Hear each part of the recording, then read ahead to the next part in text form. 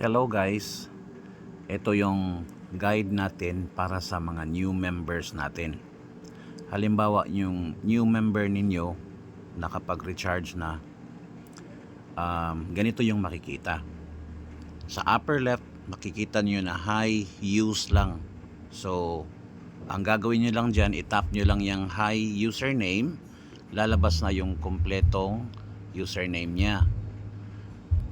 Bago kayong mag-screenshot para visible yung username, saka sa baba user ID or UID. Kita nyo yan? Ayan o. Pag itap mo yung username, mayroong asterisk. Pag itap mo uli, matanggal. Revealed na lahat. So, that's the best time na mag-grab kayo ng screenshot for reporting. Ngayon, from the home page, kailangan nyo i-grab yung mga freebies. So, sa upper right, sa taas ng recharge, merong gift na icon. I-tap nyo yan. Ito, yung gift na icon. Yan. Oh, wait. Mali. I-tap nyo siya. Yun. Maraming, maraming offers dyan. I-start nyo lang lahat. Tapos, i-claim kung merong ma-claim. Okay? Pagkatapos nyan, balik kayo sa homepage, i-click nyo tong arrow pointing left sa upper left. Ayan. Now, ito yung user page. Ayan, kita nyo, user page siya.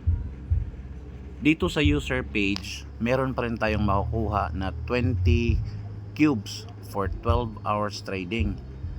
So, ang gagawin nyo lang, sa baba ng transfer na icon ito, sa baba nito, merong dalawang icon, yung X na social media at saka yung blue na Telegram. Kung meron pa yung red dot, meron ka pang makukuha na 10 hours cubes dyan. So itap nyo lang isa-isa, tapos mag-prompt yung subscribe, tapos i-subscribe nyo lang, lalabas itong X na social media. So gagawin nyo lang is i-close nyo lang siya, i-tap nyo yung X, close tab. Yan, babalik na siya sa sa Cubits Cube natin. Next is tap nyo yung Telegram, yung kulay blue. Yan, meron na kasi akong Telegram, kaya ito yung lalabas. Tapos i-close nyo lang yan. Yan, balik na tayo sa Cubits Cube. Nakuha na natin yung mga freebies. So balik na tayo sa homepage. Click natin yung arrow left sa upper left. Yan, nasa homepage na tayo. So dito sa homepage, naka-highlight yung Cube Shop. I-tap nyo yung Cube Shop. Yan, ito yung tatlong AI na available sa application. Ang unang AI, ang tawag is Quant4 Pulse Cube. Information nandun sa kanan, ha. So ang presyo niya is 11 cents USDT. 4 hours siya magte-trade para sa'yo. Nakalagay zero owned kasi hindi kami gumagamit yan. Kasi kung gagamit ka niyan, 6 times kang mag-activate sa isang araw, pero sa buong araw makukuha niya is 2% average pa rin. Okay? So meron siyang buy. Kung gusto mo talagang gamitin, mag-buy ka. Confirm. Lagay ka lang dyan kung magkano ilagay mo. Like, isa lang pang-adjust sa sa start time mo or sa trading time mo. Tapos payment password is yung login password mo sa Cubits Cube. Tapos confirm. Ang pangalawang AI is Dynoflexi Dynacube. Okay? Ang price niya is 22 cents USDT. 12 hours siyang magte-trade para sa'yo. Meron akong 518 kasi yan ay pambigay sa mga bagong invite or bagong members. Ang pangatlong AI is Time Warp Epic Time Cube. Tapos ang price niya is 44 cents USDT. 24 hours siyang magti-trade para sa'yo. Meron akong 848 kasi bumili din ako para sa mga new invites. And meron ding ina-allocate si Mike sa amin. Okay, balik tayo sa homepage. Now, kung may time kayo, itap nyo yung FAQ. Ito. Itap nyo yung FAQ para mabasa nyo all information about Qubits Cube. Kung may time kayo, balik tayo sa homepage. Ito namang order log. Ito. Yung order log na yan. Ouch. Diyan mo makikita yung ano mo. Kung nakatapos ka na ng isang araw or 12 hours, diyan mo makikita ang profit mo. So, for example, nag-start ako, kita niyo yan, nag-start ako ng $180. After 24 hours,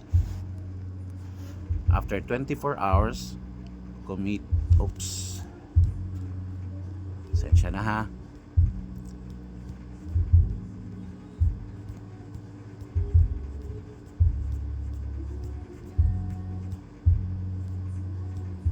Ayan, so $180 yung starting investment. After 24 hours, kumita ako ng $4.0659. So the next day, dito nagiging 183.64 na siya. Nag-invest na rin ako ng 24 hours, kumita siya ng $3.8237. So ito yung sinasabi namin na 2% average yung daily profit kasi merong mataas, merong mababa, baba siya sa ganyan. So per observation, nasa 2% talaga yung average niya. Pero okay na rin yun, di ba? So balik tayo sa homepage.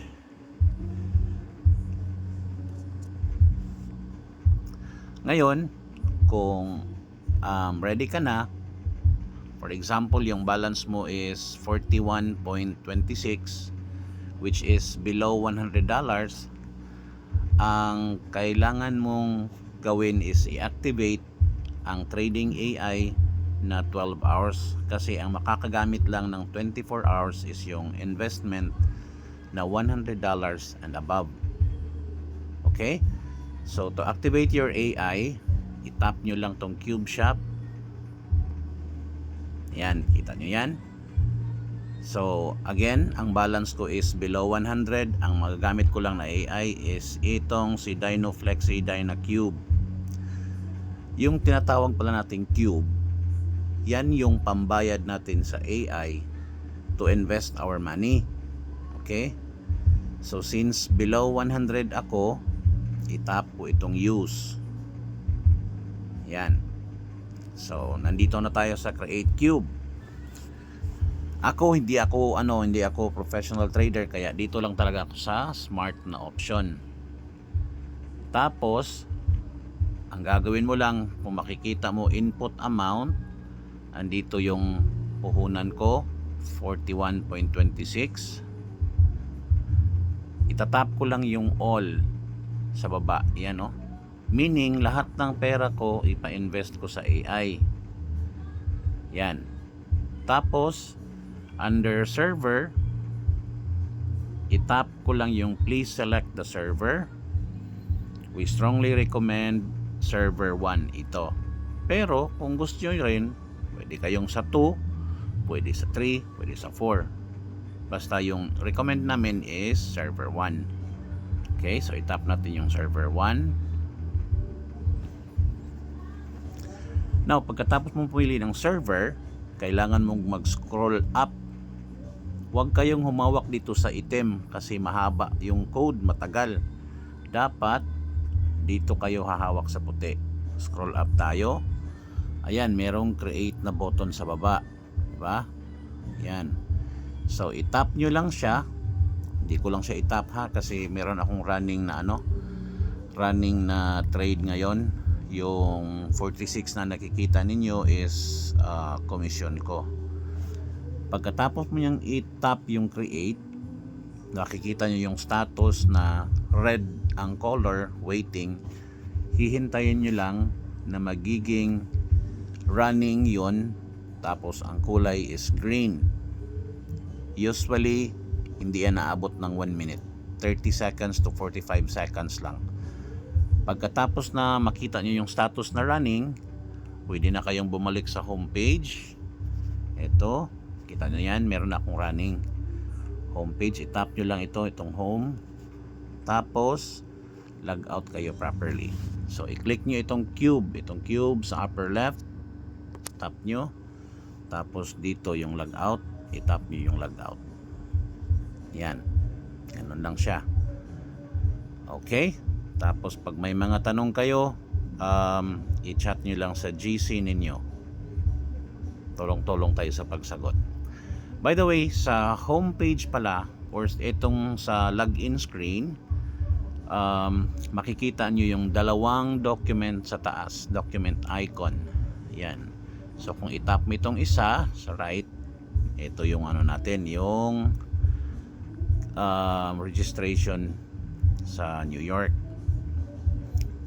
Tapos yung isa, ito yung Financial Crimes Enforcement Network, Department of the Treasury. Okay? So yun lang muna guys. Thanks for watching. Send nyo rin to sa mga new invites ninyo. Okay? Saan na ba yun? Close natin yung screen recording. Stop na tayo.